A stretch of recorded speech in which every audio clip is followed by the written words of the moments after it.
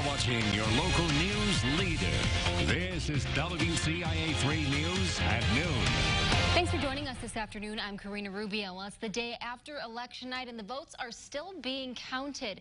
Now, the first race we're looking at is, of course, the big one in the White House. Donald Trump is running for re-election against challenger Joe Biden. And as you can see, the race is cut right down the middle so far. But ballots still need to be counted in some of those key battleground states like Pennsylvania. Now, here's a look at the electoral votes across the nation. Both candidates in this race are looking to pass that 270-point mark to win the presidency. The Associated Press is updating these numbers by the minute. And while those votes are being counted, the president expressed how he feels about the latest numbers. The results tonight have been phenomenal, and we are getting ready. I mean, literally, we were just all set to get outside and just celebrate something that was so beautiful, so good.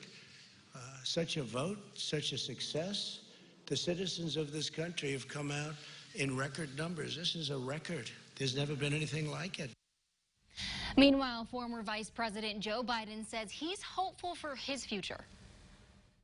It's not my place or Donald Trump's place to declare who's won this election. That's the decision of the American people. But I'm optimistic about this outcome. And I want to thank every one of you who came out and voted in this election. Now, early and mail-in voting was up in most parts of central Illinois. And we checked in with Macon and Coles County clerks. In Coles County, they're up from 2018, but a little down from 2016. Now, in Macon County, they have more than doubled their totals from 2018 and 16. The line to vote went outside the building in Macon County when we stopped by. If you are interested in early voting, the evening hours seem to be better if you're trying to avoid lines. Obviously, the weekends are still available. And if you're waiting for Election Day, lunchtime is always the busiest time. Voters had until Thursday to request a mail-in ballot, and it needed to be postmarked by Tuesday. And the Danville City Council approved an amendment to the city code about storm and sanitary sewers. Mayor Ricky Williams says the city has sewers that were built at the turn of the last century. Some infrastructure is crumbling because it's so old. That's the reason why he says changes need to be made to the city's sewer system. Repairs would be paid for through Danville's sewer bills. Under this new proposal, it would even out the rates so that everyone is paying the same amount per 1,000 gallons, regardless of how much water they use and regardless of whether they're residential, commercial, or industrial.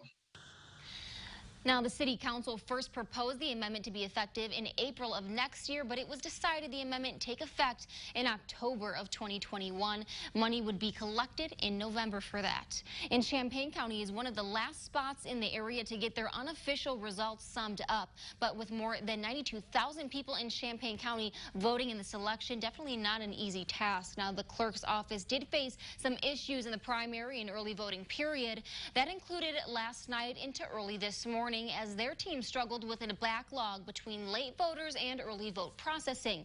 Now, as protocol, the Champaign County clerk did not start counting those early votes until after 7 p.m. once the polls were closed.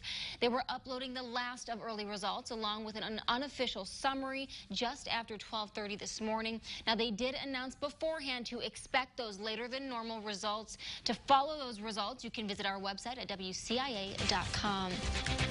And statewide, we experienced one of the most heated races we've had in a while. That was the race for the 13th Congressional District. Now, that runs from Champaign County to the east, all the way to the St. Louis area to the west. Now, Republican Congressman Rodney Davis once again taking on challenger Betsy Londrigan. Now, Londrigan conceded this morning around 2 o'clock.